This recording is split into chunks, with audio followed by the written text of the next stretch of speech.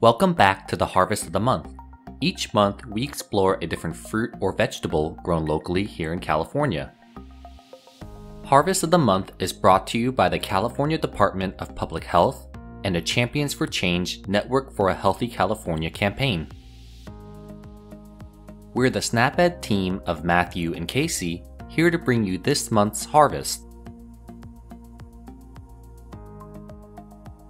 It's nutritious, delicious, and perfect to take on the go.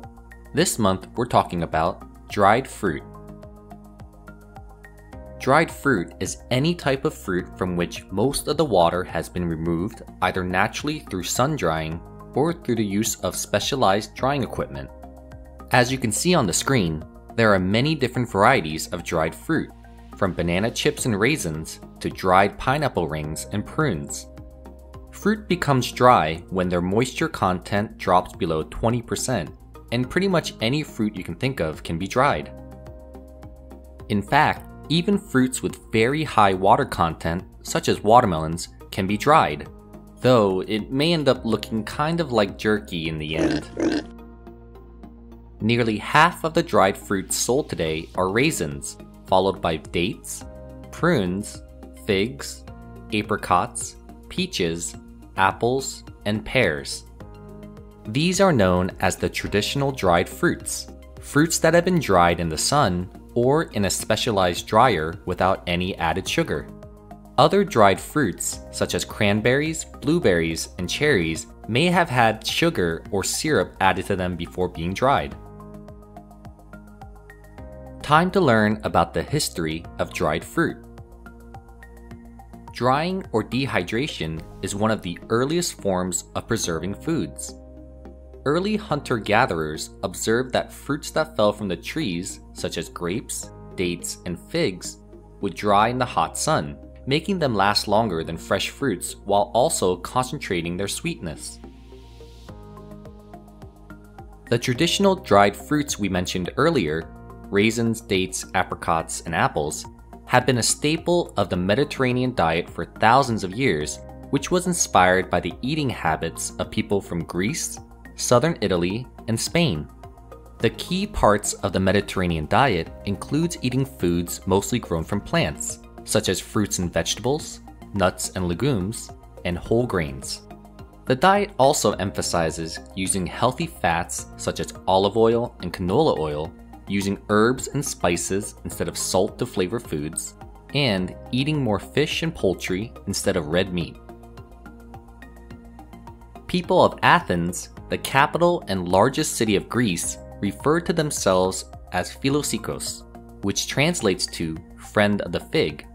Figs grew well in Greece and were the staple food of both the poor and rich. Dried plums were first introduced to California in 1856 by Louis Perrier at his Santa Clara Valley nursery. Raisins are noted in ancient writings more than 3,500 years ago, but it wasn't until 1876 when Scottish immigrant William Thompson developed a seedless grape variety in the San Joaquin Valley that the raisin industry took off in California. And in the late 1880s, explorer Bernard Johnson became known as the father of the California date industry when he built a research station near the desert town of Mecca. Did you know, on average, Americans eat about 2 pounds of raisins per year, slightly ahead of fresh grapes?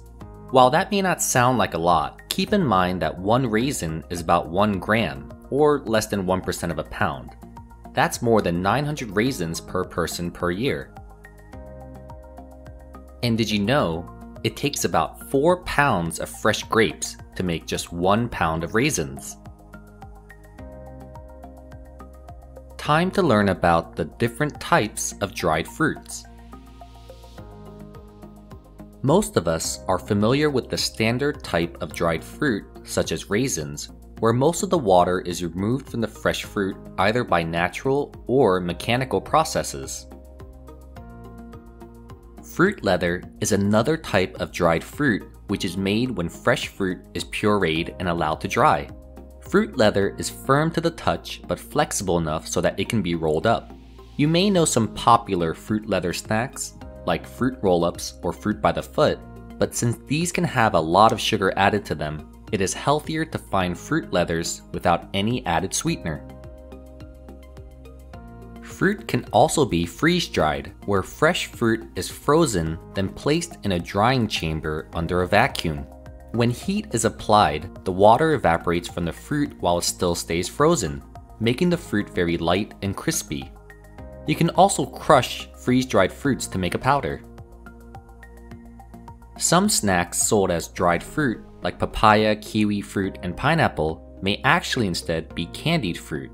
Candied fruit is made by placing fruit in a heated sugar syrup which absorbs the moisture from within the fruit, preserving it. This process can actually cause the fruit to become soaked with sugar, basically making them like candy, and are not actually considered dried fruit. Now to learn about how dried fruit is made.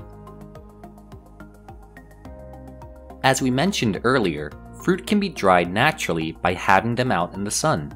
While this was a common practice in the past for many fruits such as plums and peaches, now only raisins are almost entirely naturally sun-dried, which can take about 2 to 4 weeks. The other way of drying fruit is mechanically by using high-tech equipment, such as the heated drying wind tunnel of destiny.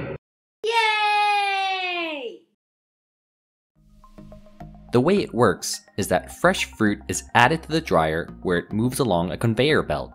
Heat is then applied throughout the tunnel along with fast-moving air to remove moisture from the fruit. Then it comes out the end as dried. There's actually a bit more to the drying process, but this is just a simplified explanation of how the machine works. In fact, you can get super complicated with even fancier drying machines with a bunch of complicated features, but we won't go into that since it can get a bit confusing. Time for some homegrown California dried fruit facts. Did you know? California is the world leader of dried plums, producing over 99% of the nation's supply of dried plums and 65% of the world's supply. The top dried plum producing counties are Sutter, Butte, Yuba, Tehama, Glen, and Tulare. California also produces 90% of the nation's dried dates supply, 92% of the dried apricot supply, 96% of the dried peach supply, 98% of the dried fig supply, and over 99% of the raisin supply. Overall, California produces the largest percentage of the US and world's dried fruit crop. Did you know? Aside from buying dried fruits from the grocery store, you can also make it yourself at home. To make dried fruit, you need to choose ripe or overly ripe fruits, prep them by washing in cold water and removing any pits, stones, stems, or skin, slicing them up, and placing them in an oven for several hours until they dry out. The process is actually a bit more involved than that, but that's the basic idea. To learn more about how to dry fruit, try looking online for simple recipes, as different fruits can require different amounts of drying time. For our final section, we'll learn about some reasons to eat dried fruit. Dried fruits like raisins, plums, dates, and figs are a good source of fiber and can be a source of vitamins and minerals such as potassium, magnesium, riboflavin, calcium, vitamin A, and vitamin K. But what is potassium? Potassium is a mineral, a nutrient we get from certain foods that is essential for our growing bodies and health. Potassium plays an important role in helping our brain tell our muscles when to move. Potassium also helps us keep a healthy blood pressure, helps our body use the energy found in carbohydrates such as bread, plays an important role in muscular function, and keeps our digestive system healthy and normal. And remember, according to the MyPlate Food Guide, make half your plate at every meal fruits and vegetables, such as fresh, frozen, and dried fruits. Thanks for joining us for the Harvest of the Month. See you next time.